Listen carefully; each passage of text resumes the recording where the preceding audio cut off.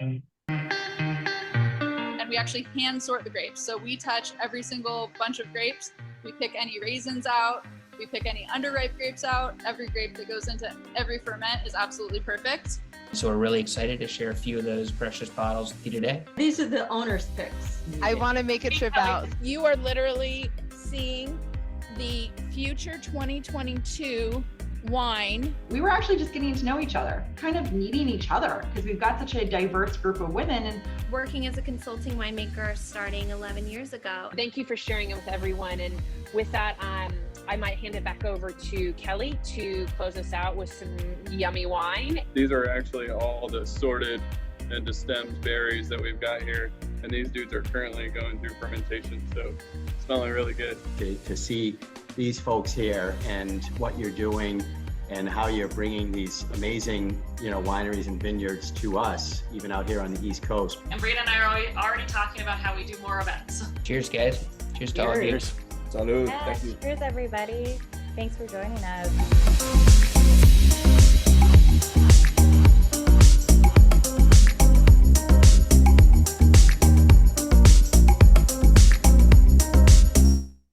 Hello, everyone, and welcome to Field Marketing Optimization, the Predictable Pipeline Workshop brought to you by Heinz Marketing and Purple Cork. And we've seen how lovely these virtual events can be with that great package of the Purple Cork events there. I am Rosalie, I'm with Purple Cork, and I'm going to be walking you through this amazing workshop today. As those of you that have attended the Purple Cork events or worked in partnership with us in the past know, we usually like to have something delicious in our glass during the events. So feel free to pour yourself a glass or a mug of whatever sounds delicious. And let's go ahead and kick this off, shall we? All right. Well, alongside me today is Matt Heinz, the president of Heinz Marketing, and we'll be getting to him in just a moment to really kick things into gear. He's going to lead a great panel discussion with Megan Johnson, the regional marketing manager from Okta, Arpine Babloyan, who is the VP of Global Demand Generation at ThreatConnect, and Brooke Bartos, who is the Director of Marketing Operations and Analytics at InvoiceCloud. Now, Purple Cork has been fortunate to have a front row seat to their success, so we can't wait to hear what Matt and the panel have in store for us. And as we get started, if you wouldn't mind naming yourself here in Zoom to your full name and your company, we would really appreciate that. You can see here in my window where it says Rosalie at Purple Cork. If you hover over your name there, you'll see more and then rename, and you can rename to your full name at your company. We've got the full instructions there in chat for you as well. Now, before I turn it over to Matt and we get started, now that everyone has arrived, if you'd all come on camera, at least for just a moment, I'd love to get a quick group photo with whatever you decided would be your beverage of choice today, just to start it off with a cheers, because that's how we do it, right? Right. Yes, exactly. I know some of my people out there, Katie and Megan and some of the others out there, they know. Yeah, I see that. I like it, Alexa. I like the cup there. Hi, Alexa. All right, here we go. 3, 2, 1. Cheers, everyone. Thanks for joining us today. All right, so what do we see there? Lots of coffee mugs, some water bottles. I'm drinking a little Diet Pepsi here. So, all right, without further ado, Matt Heinz, take it over. The floor is yours. Thank you, Rosalie. Thank you, Purple Cork, for helping us with this. I want you to prove that that's Diet Pepsi, because that looks like a nice Merlot to me. It's got that color to it. But anyway, now excited for us to be here today, and we're going to do this kind of interactive style. I'm going to look for questions that may be coming up from those in the audience. If you have a question for our panelists today as they start to share their ideas, I want to hear that from you. But we're going to make this very interactive. We're going to walk through what we consider 5 key areas of creating predictable pipeline overall, and we're going to customize that to event and field marketing and talk really about a bunch of best practices, examples, maybe some cautionary tales and dumpster fires around how to do and how not to do field market in any predictable, repeatable way that drives revenue impact for your organization. So we're going to start with section number 1, and we're going to focus first on target market. And what we're going to do in each of these sections is we're going to start by asking you to score where you think your organization is on levels of maturity around each of these areas. So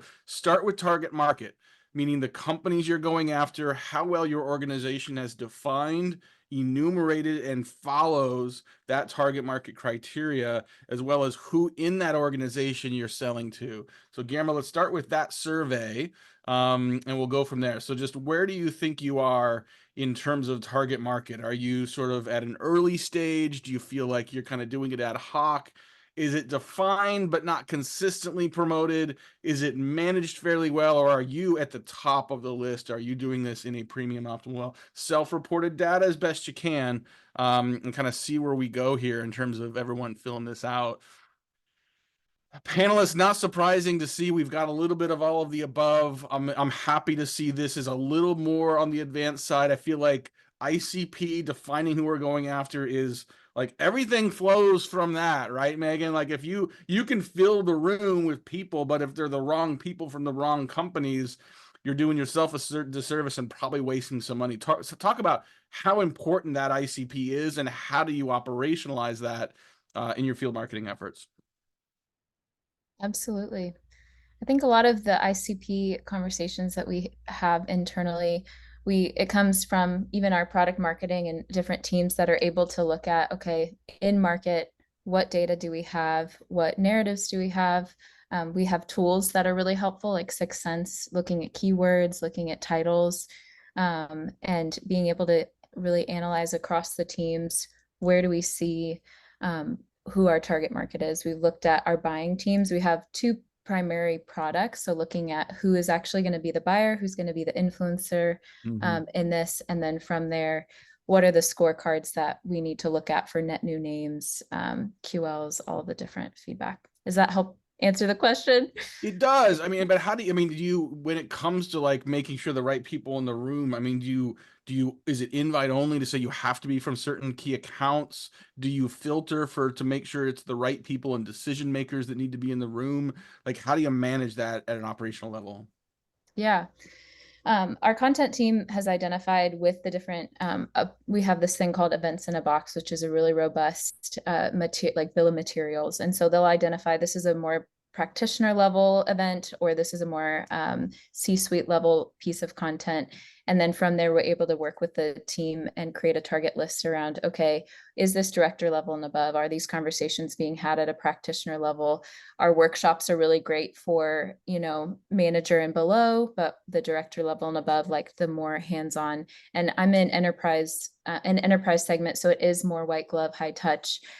We still have the third-party conferences that bring in lots of cross-segment leads, but the one-off field events that we have, and even some of our webinars, we are looking at the account level, individual invites to the right personas, and I can help direct that through what product marketing is filtering into those events in a box, and also working with the sales teams to say, okay, who have you already talked with at your account that would be interested in making sure to have this message? Right. Brooke, follow up for you. How do you think about quantity versus quality in these events? I think we get enamored with like, oh, we got 60, we got 1,000 people in this event, but really maybe there's like 15 that are like the most important. So how do you think about quantity and quality? How do you manage that expectation internally as well? Yeah, I think for me, where I certainly see that come into play is not only what the type of event is, but who the audience is tailored at, and also cost is certainly a factor. Yeah. If you're going to a large scale trade show, volume is always going to be key, especially when you've got the kind of show that's, hey, stop by every booth and get a stamp on your passport so that you can win a Yeti, right? You're going to have everybody come under the sun, qualified or not qualified. But when you have a small event, I think Purple Cork is a great example of that, where you're probably going to have a very targeted audience with a targeted profile for a very specific reason. I think back to some of our more recent events that we've done that are webinars or Purple Cork tasting types of events. Oftentimes in those, our targets tend to be influencers within the accounts. How are we best able to arm and enable the influencers to speak on our behalf when we're not in the room? Is how we like to think about those small events. It's a completely different perspective when you're at something like a trade show where you're getting a little bit more broad base or a mix of folks there. And then for us, what does that look like after the fact when we're no longer present? And being able to say, where are we making an impact? Where are we moving the needle? How are we tracking that? And what does the follow-up look like beyond that? Whether that's, hey, now it's no longer in marketing's hands, it's sales hands to continue that conversation, but making sure that that feels contiguous. Yeah, I like Katie's point here of I like a good, how to convince your boss guide for influencers. I love like when you can nail that and get really precise on what that looks like and help make that case. I mean, we tell clients all the time, like the CFO is absolutely in your buying committee, even if she never attends a meeting, even if she doesn't come to an event or anything else. Like you have to have a story that she's going to buy into that aligns with her objectives. Arpine, before we get here, I want to share the results we saw here. Pretty cool to see 35% of you feel really good about the way you've defined and enable your ICP and your understand your target market. 70% plus of you are at least sort of like defined, if not fully managed. So nice job on that. Arpine, I think as a CMO, I'm curious to have you talk about like what gets your attention. What are some of the I'm sure you get invites for all kinds of stuff. Like I think if you're in the Bay Area, you could do a steak dinner every night for all the invites you get. Why do you select and attend the events that you do? It's actually sometimes not just about the content, but also who the other people are that are attending with me. Yes. I have gone to a couple of events recently that were just really outright bad, even though they sounded nice, but the other people were not like-minded marketers, but people either looking for jobs or looking to connect with other vendors, things like that I found that I don't get anything out of it. I don't get the networking portion and I'm not learning anything. So besides just the content and the topic being relevant, who else is going to be there? If it's a vendor, is it a vendor that I care about, that I have a relationship with, or I'm looking to evaluate? If it's other marketers, are they actually marketers that work within my industry or within my discipline? And what will I be able to offer at the event, as well as what will I be able to get out of it? So right now I'm kind of looking at who else is going to be there, as well as what the event is about. I think that's a really good point. I think especially as you get more at an executive level audience, like, who else is in the room that you're going to get to meet and learn from is a key part of being there. Kind of a chicken and the egg. I want you to attend and I want you to be there with other people. So I got to figure out who I get there to make sure I can promote that to you. Alexa, I'm going to leave it up to Arpine. If she wants to name names of who did the bad events, that's totally up to her. But I'm going to use that to move on. Because I think the people in the room, right? The people in the room is part of the content. And I want to move to the second part of predictable pipeline, which is messaging. It's what you say and what you're communicating. And I think this is especially important in events because what we promise people isn't always what we deliver in those events. The event tends to be a component of a body of work that includes what you do before, during, and after the event. And I think, Arpine, I've been to a lot of bad events that have felt like a bait and switch, where I felt like I was going to get like a good value-added meeting, and out comes the projector to walk through some slides. So let's start with a poll. I'm curious to see for attendees, if you were to self-evaluate the quality of the content and the context-appropriate message for the events you have, in a good, better, best format. Again, same sort of definitions here. Are you sort of like we're just getting this started? Do you do it kind of on an ad hoc basis? Do you have it defined but maybe not fully executed? Are you at the top of the list? So curious on how you would define how well you execute that message. Brooke, maybe let's start with you. I mean, there's sort of the value prop you develop for your business. There's the buying journey that hopefully you develop and document. How does that translate into sort of the value prop and the message in each individual field event as well? Yeah. I think the big thing is understanding the role that each individual has within the buying committee and what their pain points are and how to speak to that. When you're talking to a CFO who is on your buying committee, they are going to be very budget conscious and they're going to want to know what the value is that you're getting from the dollars. However, if you're talking to a CTO, you have a whole slew of things related to security and SaaS, and is our data going to be managed properly that your CFO doesn't care about. And if you're talking about your product or your offering in the same way to your audiences, you're going to miss the mark. So, what we work on doing is tailoring the messaging and really positioning that as to who our buyer is, what their pain points are. So even right off the bat, you meet somebody, you find out their job title. What are things that are typically pain points for those buyers? How do you speak to that? What are your top 3 bullet points that you would want to call out that are key messages to deliver when you have your 30-second elevator pitch? And then how do you evolve your content to go with that, and really use that to deepen the conversation on the elements that matter? So I'm going to share the results here of the poll. I think similar in terms of those that are sort of middle and high, a little kind of a slightly fewer people in managed and optimized and a few more people in initial and ad hoc.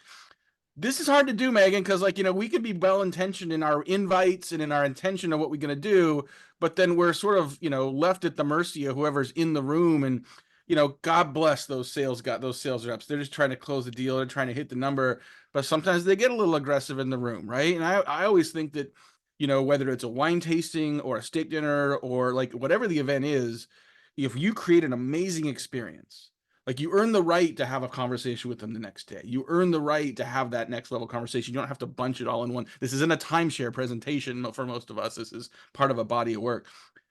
How do you orchestrate that consistency and sort of, I was going to use the word convince. How do you empower the people in the room to maintain that contextual message?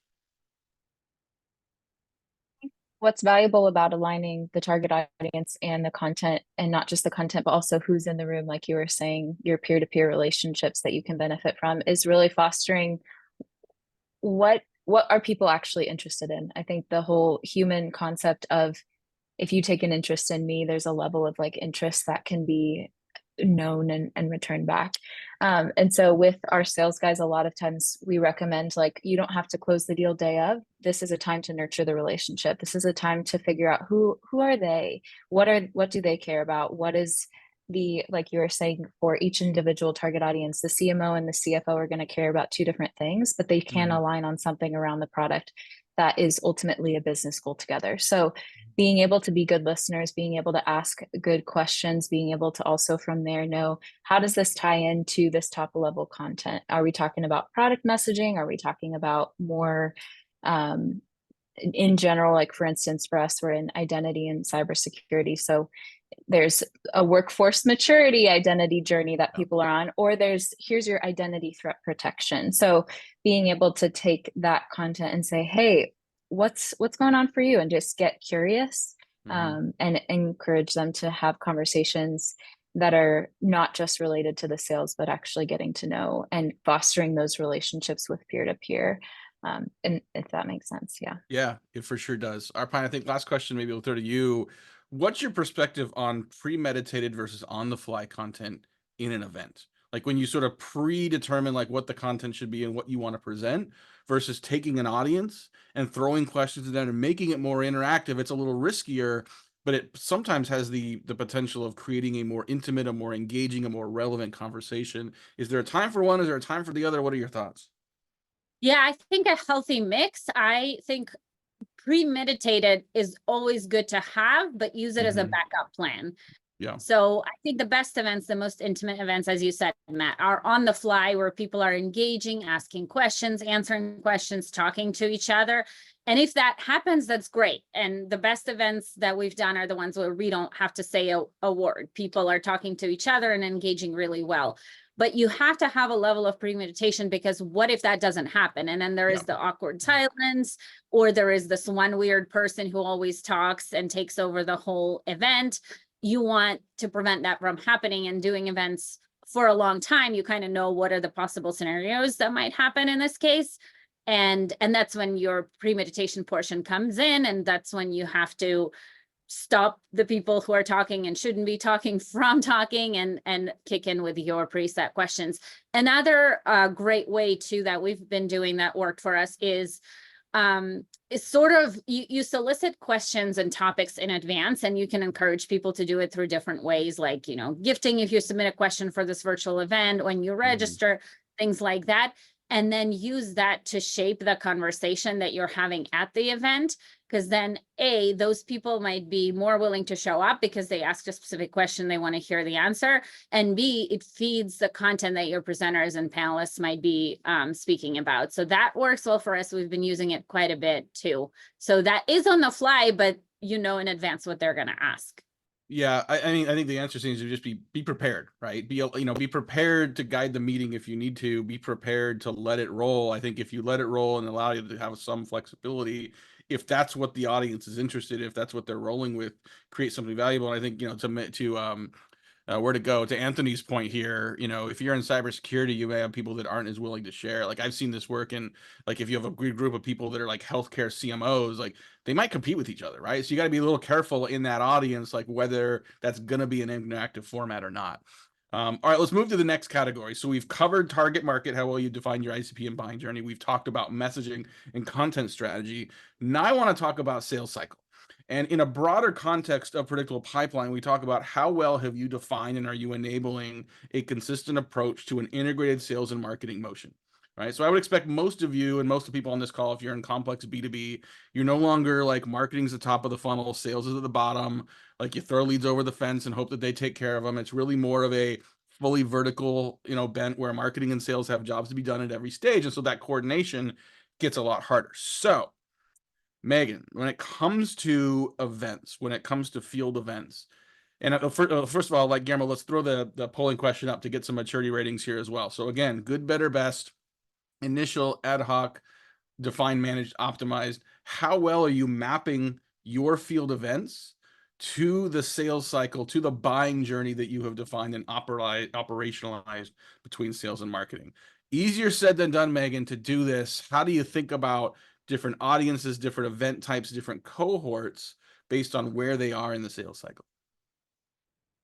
Yeah, this is great. And a lot of this, I encourage a feedback cycle with sales and other parties to make sure that when it's happening live, like, are we accurately measuring this? We've looked at, for instance, those conferences as like top of funnel, they are awareness. We may have interested parties. We have meeting maker, little swag things, as well as operationalized. How do we from those conferences get the hottest leads, if you will, or the people that are actually wanting to have a conversation with us to the right person, and have that handoff as a strong part of our more awareness campaigns. When it comes to like MOFU, if you will, like making sure that there's actually that middle of funnel touch point, being able to know, okay, someone, especially like you're saying in cybersecurity, is not going to want to go to a baseball game for 3 hours and talk to a total stranger. So how do we, encourage them with like a +1, or having just an awareness of like, that may be more of a relationship builder for the salesperson as they're moving down the funnel. We've already had these initial conversations. We've inquired about or seen there's intent, like there is a relationship that has already been built that they're now getting to move down the funnel. So we look at each of our different types of events as a way to help nurture and come alongside, because there's also customer events where it's a user connect that we can have a focused conversation around what those upsell opportunities may be. So, and involving both sales and sometimes even our customer success executives that help identify who the right people are to make sure that they are continually being brought back in, as you say, into this into the funnel, not with just okay, they're already a customer, we're not going to invite them to anything. Right. Yeah. That's right. So I've got here, put the results here. Definitely a higher % of respondents in initial and ad hoc. When we define this as saying, how are you segmenting your field events, your channels, your tactics by where someone is in the buying process? I remember working for a client that had a HR database software, and we had a PhD in statistics that was help building the algorithm on the back end. And so in early stage, top of funnel, we called him Dr. Salary, and he said, come ask a question of Dr. Salary. And it was just a general value add. But that same guy would show up at late stage pipeline and deals, and he would be the sales engineer, answering questions about the algorithm, asking questions about how accurate it was going to be for them. So same guy, same Dr. Salary, but with different roles at different stages.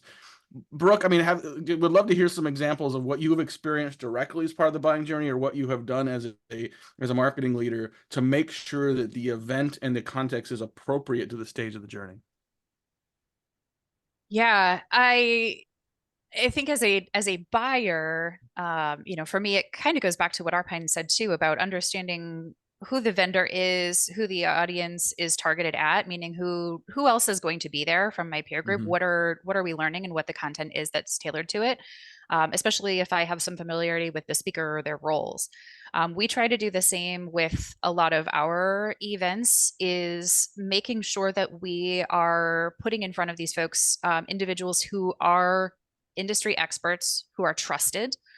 I think more specifically of our insurance vertical is a very big one for us. And our primary sales leader, who is a big part of those conversations, is very well known in the industry and very trusted and respected. And then with that, we like to bring in customers who are able to help speak on our behalf while we do prep them with some information in advance, making sure that we have a speaker pool that is confident and comfortable in speaking. And I think that ties into what you said about the dead space. That's easy to have happen if you have somebody that isn't comfortable being in a position like that and feels like they're put on the spot and isn't able to take those sort of on the fly questions. So having a strong speaker pool of the folks that are prepared or are able to do that and willing to step into that role for you. But it adds that credibility to it. And I think that's, it doesn't matter whether that's top of funnel, middle of funnel, bottom of funnel, as long as you've got that credibility and you can establish the trust in the message that you're putting in front of somebody. I think that's really key, building that relationship regardless of where someone is in the journey. Arpine, I find sometimes when it comes to events, field events, this can be a real point of contention between sales and marketing, right? Where we think about like, here's the conversation we want to have in the room. Here's the stage of the buying journey. We got 6 to 9 to 12 months. So here's what role we want this to have. And sometimes sales says, let me at them and I can move this forward more quickly. I can make this more efficient. I got a number to hit this quarter. How do you create that executive alignment so that you actually have follow through by both sales and marketing on doing it in the right way in the room? Yeah, I think sales and marketing alignment is important, and it's tricky. And sometimes it depends on your sales rep. Sometimes they're great and they trust you and they listen to you and they will essentially do what you say. I've actually had the opposite problem too, where we had an event and the sales rep would not talk to prospects that are there. And I would literally come over and say, look, there are 3 people there. They're from these 3 companies that are your target accounts. Go talk to them because they're talking to each other. And I've actually listened in and they're talking to a problem we can help them solve. And it was a pretty junior sales rep. So you kind of have to train them and do pre-event. Like, what are you trying to get out of it? What are the accounts that are going? And do you know what you might want to talk to them about when you have those networking conversations? But for us, we're lucky. Most of the time we have great relationships and they actually trust us to do what works. I would say objective of your event can be different depending on your region, because we have some territories where we want to open new doors and make introductions.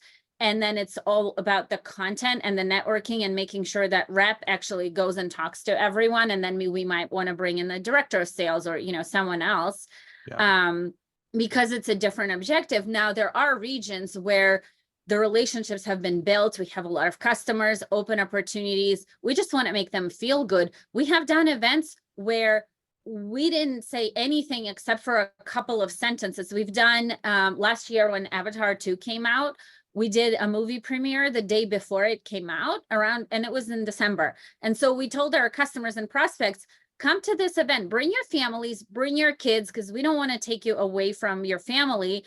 So just come and watch the movie with us. And all we said in the beginning before the movie started is, hey, welcome.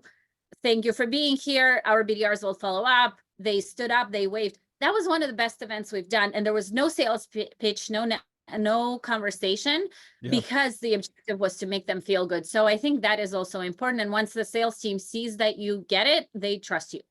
Yeah, I love that. I one quick follow-up question for just one or two of you. I think you bring up a really good point around that poor junior sales rep that might have been scared, right, to go up and have that conversation. Like we assume they know what to talk about. We assume they have any confidence in being able to sort of butt in and have that conversation.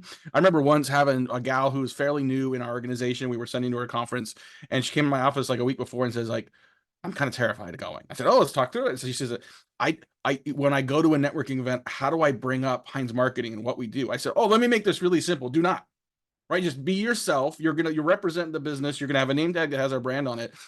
Ask the person questions, just have a personable conversation. You can always follow up later, right? So but what that reminded me is like, we have a responsibility to sort of train and enable the people that are going to be in the room beyond just like, here's your talking points or here's the run of show.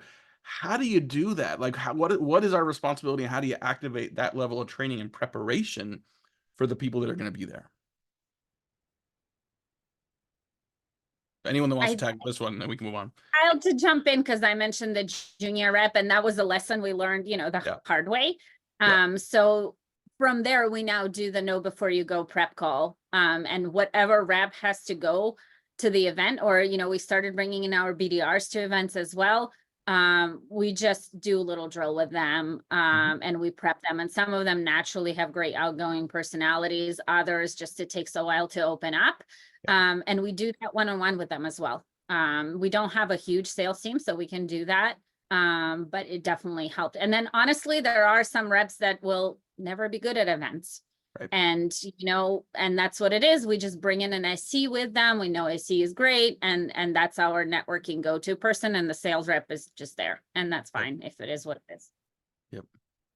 And I find often like prefacing in that know before you go call, like, this is the purpose of the event. This is why people are here. Like, you maybe can't read everyone's mind, but being able to just level set, like, there is a guest experience that we want to offer and provide.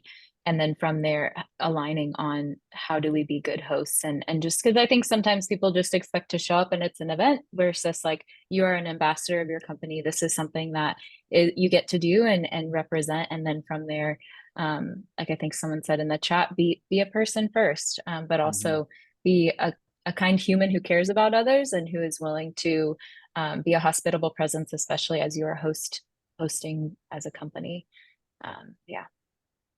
I also like in the pre-show, including a little bit about what your post-event plan is as well.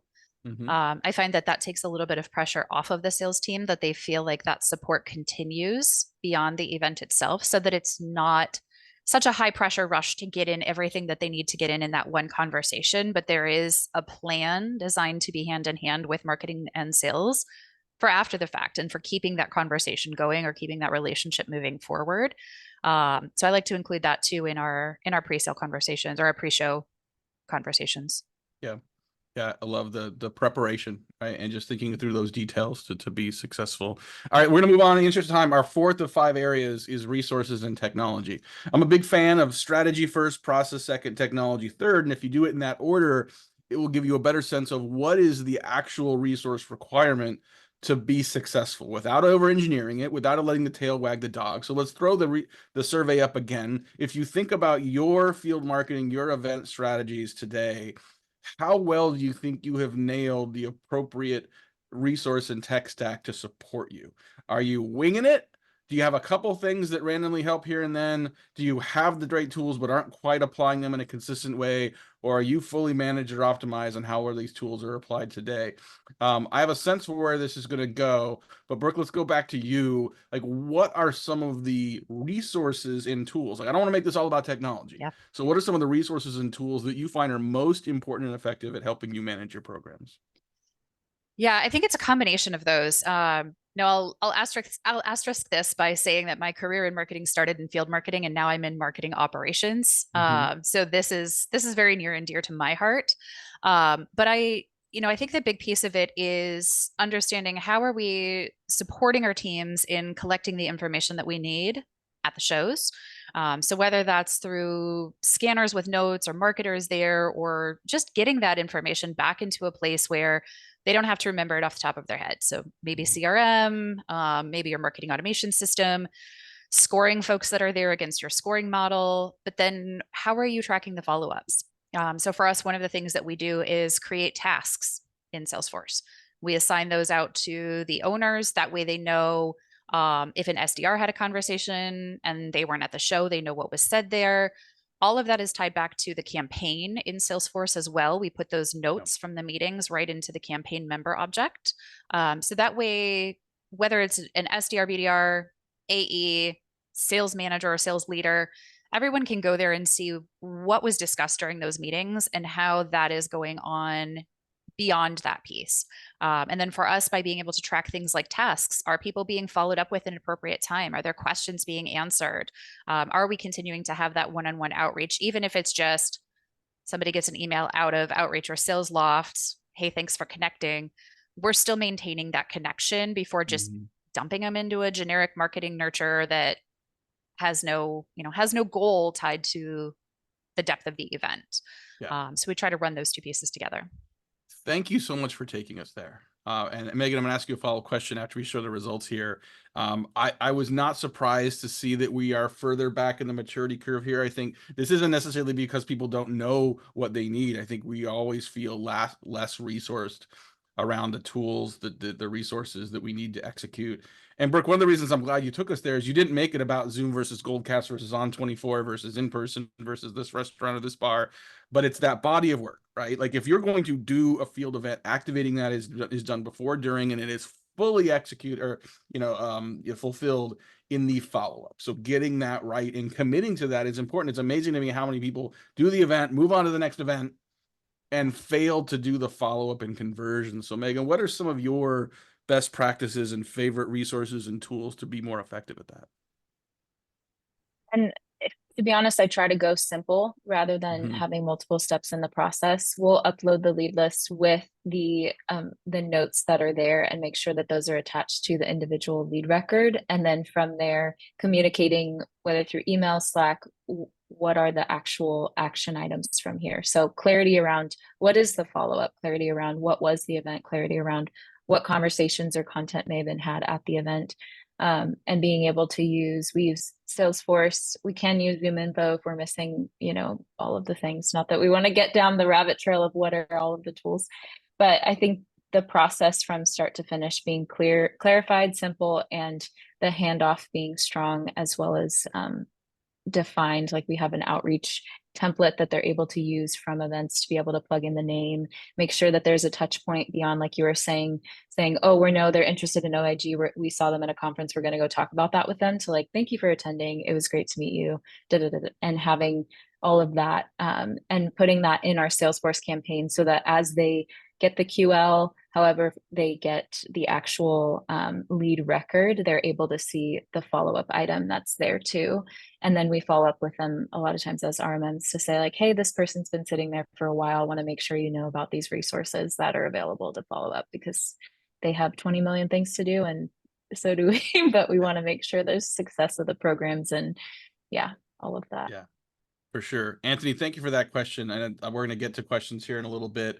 Arpine, we're 39 minutes into this session and we haven't talked about AI at all yet. How can that be? It's the middle of 2024, for crying out loud. As you think about just the overall field marketing experience, where are some places that you're excited about AI having an impact to improve efficiency for us as marketers and or to improve the experience for those that are taking part of it? Love this question. We embraced AI fully, and there are two places in particular where we love using it. One is for content generation, and for events, honestly, it is extremely helpful. So pre-AI, our process was where the events person fills out a campaign brief, sends it to the content person writes it, then events person reviews it, and then you write a million different pieces for pre-event, post-event, landing pages, social promotion. AI has helped us so much in that regard, where now the event marketer herself puts in the event brief in the AI, and it spits out really wonderful content that we just have to make a lot of tweaks to get to the point where it's show ready. It saved so much time. So this is a great one for events. And then for post-event follow-up too, Mm-hmm. which is an area where we're still playing with here and there, but we've done a couple of tests where we use the webinar follow-up as an example, and we had BDRs follow up with some of them, and then we did automated follow-up with another half, and we got more meetings from the latter because it was able to get through the leads faster. So we're kind of looking more to do that. So those would be the two areas that I would suggest if you're not looking into AI to look into first for events. The level of personalization and precision, the level of detail we're going to be able to get with AI is amazing. I mean, not to sort of evangelize any particular tool, but I look at a tool like Otter, right? That it started as mostly transcription, but now has, it has the ability to sort of, if you've got an agenda for a meeting, you can make sure you're taking those off. You can listen and transcribe what happened, but also capture every single comment, every potential intent signal or trigger event or something that can be used in the follow-up. You don't have to make sure you have all the notes. It's all there for you. And it's going to make those interactions so much more interesting. Okay, we're down to our fifth area of predictable pipeline. So we've covered target market, messaging and content strategies, sales cycle, adherence, resources, and technology. The last section is metrics, how we tie all this together and ensure we're having an impact. So I'm going to start, Megan, with you. I'm going to ask a question. We're going to throw the poll question up. So same poll question, same answers.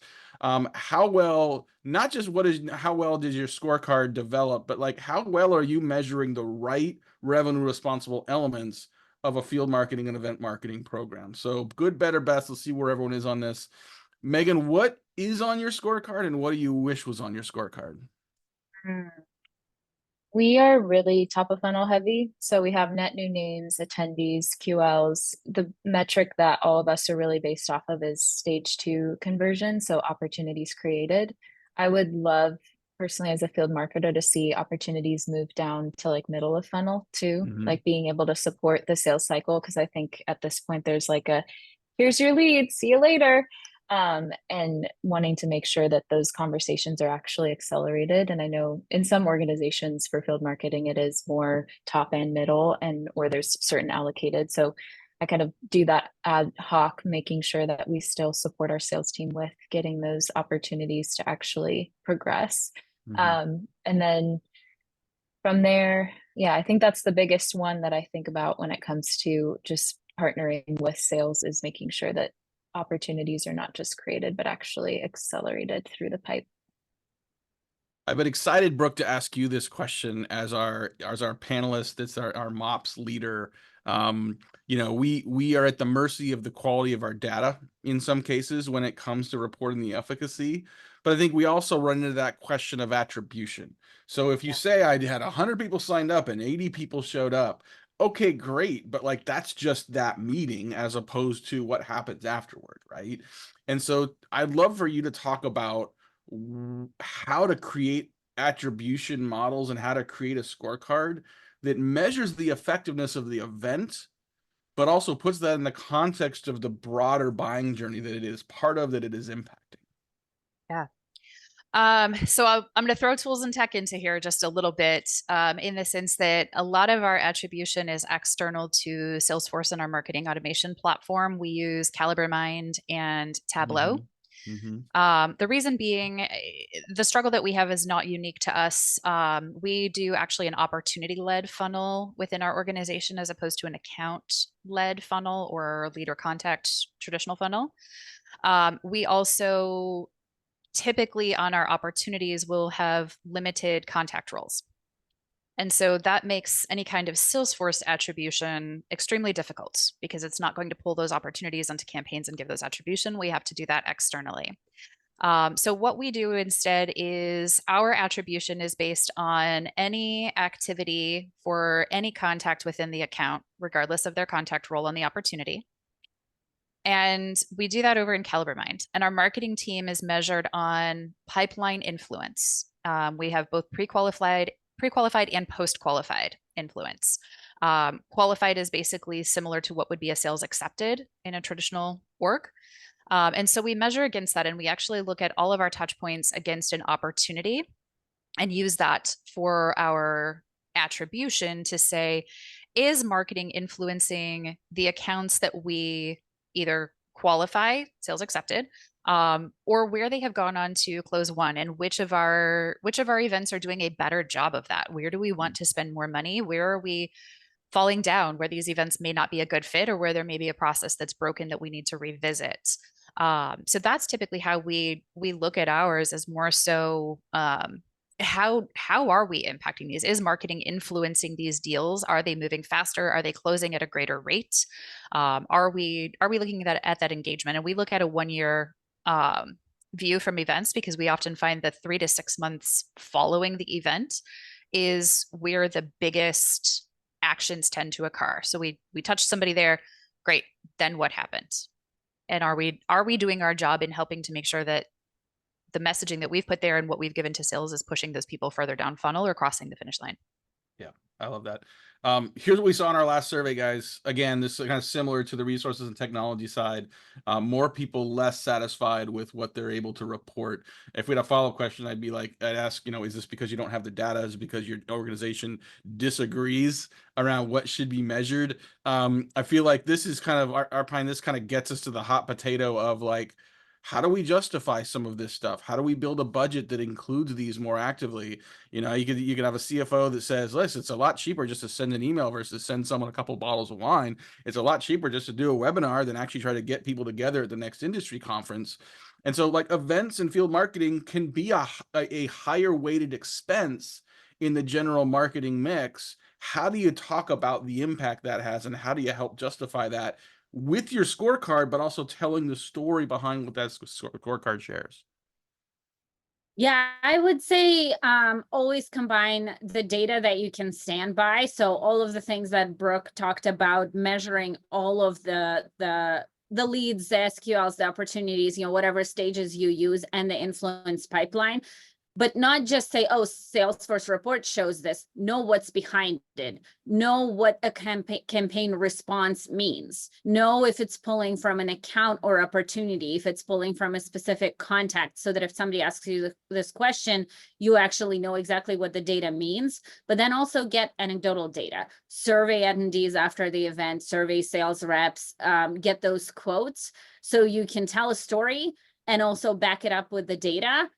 If you have one without the other, it's going to be very tricky, because talking to some members of the executive teams that are not very techy, that don't understand the data, you will lose them there. But talking to people who are very data driven, they don't believe in anecdotal feedback. But so you have to have both, and you have to also have event recap calls, document them, and then put them somewhere on a shared drive, so that then going backwards, you can reference it and you can say, this is why we've done this and this is what we got out of it, and apply the lessons learned into your next event. Because sometimes I've seen you have a call recap, you have the lessons learned, and then you put it somewhere in the drive, nobody ever looks at it again. So making sure you apply those lessons too. We're lucky where our exec team is very bought into what we're doing. We have great levels of trust. But we also know what we're talking about. So that helps. Awesome. Arpine, Megan, Brooke, y'all are legends. Thank you so much for doing this today. I could keep going indefinitely, but I know we probably all got other things we got to run to. So Rosalie, I'm going to hand it off to you. Thank you, panelists, for your insights and your generosity. And Rosalie, the floor is yours.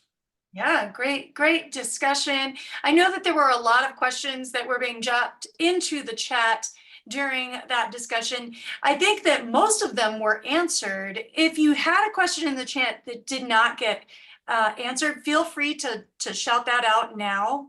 Happy to answer it. You guys also did a great job of answering with each other. So that's what I loved about marketing, right? There's no gatekeeping here in marketing. Everybody's sharing knowledge, and I love that about it. So who else has a question? I had a question. So as far as following up, we tried a variety of ways in which we reach people.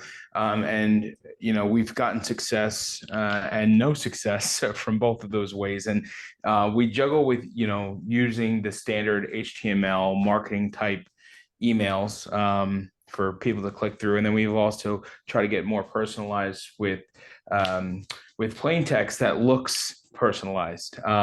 So I'm curious to hear anybody's feedback on what's kind of worked for them for pre and post event, primarily post event, because that's, you know, like I always say at events, people get a high and they're so interested until they get home, and the high wears off. So to keep them engaged, I'm curious to see what others have done in the past.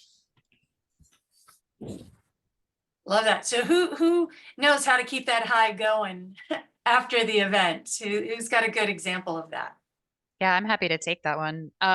You know, I think it's a really great question, and it's going to be a little bit different for everybody. I would recommend A/B testing it, but what I have found through having previously been a consultant and in my current role is that traditionally I've found the plain text emails to work better. I think it feels more personal, especially if you have it coming from a rep or being perceived as coming from a rep.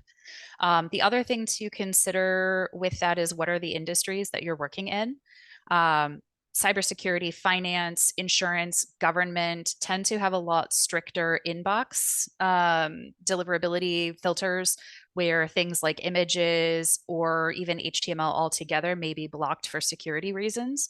And so a plain text email is going to have a much higher likelihood of reaching the inbox. So already you're going to set yourself up for success better in that regard. Great. Thanks so And much. oh, go ahead. Sorry. No, Bob. I was just thanking her. Yeah, no worries. Absolutely. Great stuff, Brooke. So Alexa, your question is that directed towards Anthony to kind of key in on that? Directed towards anyone that would have a response to it. All right. So Alexa's asking, who do you guys assign the role of inviting people to virtual events? I can jump in here first. We have BDRs and customer success inviting people primarily, and AEs as well, but AEs actually don't do it as much because we want them to invite people that they have a relationship with, as opposed to just cold blasts. We are shifting it a little bit more where we're tiering our audience. So we have a tier 1 audience, which is like target accounts, a lot of intent, open opportunities, that we invite them first through BDRs and customer success. And then if we don't fill the event, then we open it up to tier 2 and have marketing invite those folks. Great. Yeah, Anybody else have something on that? Yeah, we typically do like a combined promotion of it. If it's a virtual event that I'm running as like a field marketer, it's typically the AE and the SDR that are also looking at a targeted persona audience based on the content, based on who's in the room, all of that. But if it's something like a webinar specifically run by our global programs team, a lot of times we'll do a Marketo blast email to those targeted personas and audience. So building the audience is really crucial in that email blast. And then the AEs, SDRs, CSMs can all, you know, layer on top of that, make sure they see it. We've even gone as far as a webinar hub to be able to say, hey, if you're interested in keeping up to date with, you know, all of the different webinars that are related to this, which is, you know, not a targeted invite, but an option that I think helps people stay in the loop of recorded and upcoming events that are virtual. Great. Thanks. Did anyone have another question? We're getting towards the end here. I want to be, you know, cognizant of everyone's time. It's great information. But does anyone have another question? If not, I want to ask Bill Glenn something. I have a question. Go ahead, Tom. Given the types of events that are out there in person and virtual, I heard someone say, you know, there might be a follow-up. You have an in-person event. There could be a follow-up event that's virtual. Is there a percentage of events like, oh, you do in-person events, you know, 2 times a year, and you do or every quarter, and you do virtual events every month, or cadence between virtual and in-person? Is there a right way to look at that, I guess? How should we look at that? Frequency, volume, cadence, that kind of thing. I have some thoughts I can share, and anyone can tag on top of that. For me in particular, I have a really large region, so being able to know if this is an event that I think a bigger patch would be able to be interested in, I'll do potentially a virtual, or if it's really like product specific, and then making sure that there's a specific number of accounts or groups or contacts in an area to then say, okay, I know that I have enough in that area to go after. Being able to use intent data, being able to use what lists do we have, or even sales alignment. Like, are they, for instance, I had a sales call today, it was a QBR, and I was like, where in our plan do we need to potentially have more activity? And some of the responses, I was like, okay, perfect. We're on the same page. But one of the cities they mentioned is Omaha, Nebraska, if I'm being honest. No shame to anyone in Omaha, Nebraska, but that's not always the first place that I would choose to do an in-person event. So it was helpful to even be like, okay, there's prospects and customers. There's a subset of people that are interested, and we've seen programs in the past be able to perform well too. So looking at past data, individual lead data, and then, yeah, from there. So higher density, more targeted would be in person versus broader spread. Yeah. Okay. Yeah. That Just for makes sense. scalability, I think, for us at least. Yeah, and on that, Bill, you had dropped some information here in chat about kind of combining the virtual with a next day live event. Is that, am I reading that correctly? Yeah, and maybe that just builds on that last question, is to say, like, you know, you might not have the budget to, like, you know, think about doing these all the time. And so in our case, we consolidated it down to say there's a specific city, in our case, Seattle, where we felt like we had the biggest number of targeted mid-funnel prospects that we needed to get over the goal line. And so we said, let's actually take our money that we were going to use in California and put it in a double event to ensure that we would capture all of our tier 1 prospects, so that if we said, hey, we'd like to invite you to a dinner with a guest speaker, and they say, oh, love it, but I can't make it that day, then we're like, well, we actually have a baseball game the next day. And so in a weird way, it became harder for them to say no, but it also gave that opportunity to do like a double touch on our, like, we actually had some prospects who came to both. And in that way, we had a double touch with each of our executives, kind of paired up with the different prospect each of the days, so that they got a better sense of like who the company was by talking to each of the co-founders. Fantastic. All right, time for one last question. And then, of course, you know, we can keep the room open if the conversation wants to keep going. But Katie from Prime Pay, so you're running an in-person event for the Liverpool versus Arsenal game in Philly. Sounds like a good time. At the end of July for C-level executives. She's having trouble getting people interested in the event via email outreach from BDRs. Any advice?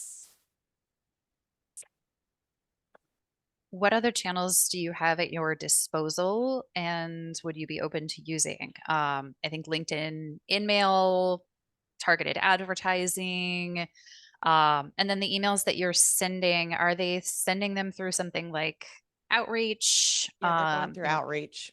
Okay. Yeah.